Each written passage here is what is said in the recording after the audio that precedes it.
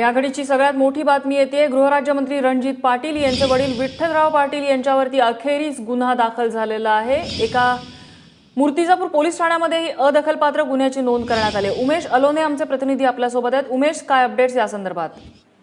नम्रता, नुकताच मूर्तिजापूर ग्रामीण पोलिसांनी डॉक्टर रणजित पाटील जे गृहराज्यमंत्री महाराष्ट्राचे त्यांचे वडील विठ्ठलराव पाटील यांच्यावर ती जी मारहाण झाली होती घुमशी येथील भाऊसाहेब देशमुख महाविद्यालयात 1 तारखेला, त्या प्रकरणी याचा गुन्हा दाखल झालाय। 323 आणि 504 हे 2 कलम आहेत। 323 कलम जे आहे ते मारहाणीशी संबंधित आणि 504 हे शिवीगाळीशी संबंधित। मात्र नम्रता, सर्वात महत्वाची गोष्ट म्हणजे हे जे दोन्ही प्रकरणात गुन्हे दाखल झाले ते अदखलपात्र गुन्ह्याची नोंद मूर्तिजापूर पोलिसांनी केली आहे। मात्र या सर्व हे जे 5 दिवसांचा जो प्रवास आहे, तब्बल 5 दिवसानंतर मूर्तिजापूर ग्रामीण पोलिसांनी या संदर्भात गुन्हा दाखल केलाय। जी एक आरोप होत होता की जी प्रक्रिया जी आहे तपासाची ती अतिशय संत गतीने झाल्याचं बोललं जात होतं। मात्र माध्यमांचा दबाव, एबीपी माझानं ज्या पद्धतीने प्रकरण लावून धरलं, नंतर 5व्या दिवशी पोलिसांना अदखलपात्र गुन्हा दाखल करावा लागला। मात्र नम्रता, या सर्वांमध्ये एक महत्वाची गोष्ट जी आहे की अदखलपात्र गुन्ह्यासारख्या ही हा जो एकंदरीत प्रकार होता तो होता का? आता आपलं याच्यातले जे तक्रारदार आहे त्यांच्याशी बोलणं झालं, मात्र हा जो न्याय त्यांना मिळालेला आहे, गुन्हे दाखल झाले, त्याच्यावर ते आनंदी नाही आहेत। त्यांनी आपली नाराजी व्यक्त केली आहे। माझ्या सोबतच आहेत आता इथले जे तक्रारदार आहे, या महाविद्यालयाचे प्राचार्य संजय आठवले आपल्या सोबत आहेत। तुम्ही त्यांनाही बोलू शकता, त्यांची प्रतिक्रिया आपण जाणून घेऊयात।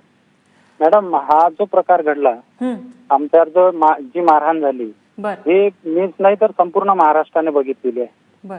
तरी सुद्धा एका महाविद्यालयात येऊन कर्मचाऱ्यांना मारहाण करणे, मला जातीवाचक शिवीगाळ करणे, तरी 5 दिवस उलटल्यानंतर जो हा प्रकार घडला म्हणजे अदखलपात्र गुन्हे जे दाखल झालेले आहेत, त्यामुळे मी संपूर्णपणे असमाधानी आहे। म्हणजे अदखलपात्र गुन्हा दाखल झालाय त्यामुळे तुम्ही असमाधानी आहात?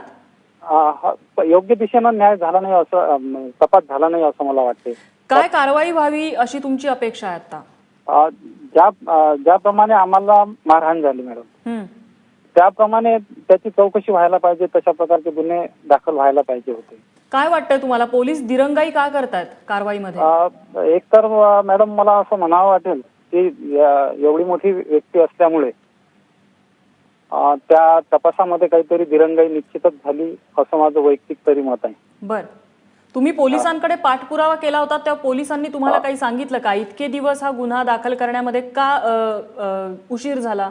पोलिसांनी काही कारण दिलंय तुम्हाला? हा, पोलिसांनी कारण दिलं आम्हाला की संबंधित व्यक्ती जबाबदार व्यक्ती आहे, शैक्षणिक संस्था आहे, त्यामुळे सर्व बारकाईने अभ्यास करूनच आम्ही हे प्रकरण हाताळत होतो असं त्यांच्या वतीनं सांगण्यात आलं। आणि त्यांच्या वतीने म्हणजे पोलिसांच्या वतीने आम्हाला पूर्णपणे सहकार्य केलं जात आहे असंही सांगण्यात आलं। आमचा पोलिसांवर संपूर्णपणे विश्वास आहे।